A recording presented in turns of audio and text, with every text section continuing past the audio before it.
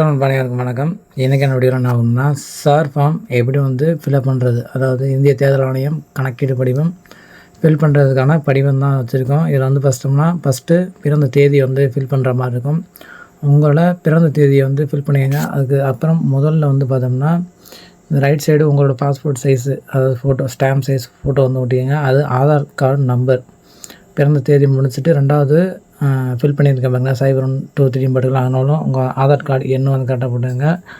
அதன் பிறகு கைபேசி எண் மொபைல் நம்பரை போட்டுக்கோங்க. அதுக்கப்புறம் தந்தையோட பெயர், உங்களோட தந்தை பெயர் எழுதிக்கங்க. அவங்களோட ஓட்டர் ஐடி நம்பர் ரெண்டாவது ஃபில் பண்ணிக்கோங்க. அதுக்கப்புறம் பார்த்தோம்னா உங்களோட அம்மாவோட பேர் எழுதிங்க. அதுக்கப்புறம் அவங்களோட ஓட்டர் ஐடி நம்பர் எழுதிங்க.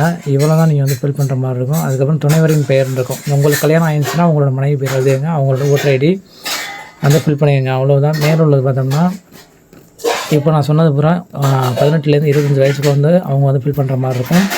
அவ்வளோதான். அது மட்டும் ஃபில் பண்ணிட்டு முடிஞ்சிச்சு. அதுக்கு கீழே இருக்குது பார்த்தீங்களா, அது முந்தைய சிறப்பு தீவிர திருத்த உள்ள வாக்காளர் பட்டியலில் உள்ள வாக்காளரின் விவரங்கள் இருக்குது. அது 2002 நீங்கள் ஓட்டு போட்டிருக்கீங்கன்னா அதை நீங்கள் ஃபில் பண்ணுற மாதிரி இருக்கும்.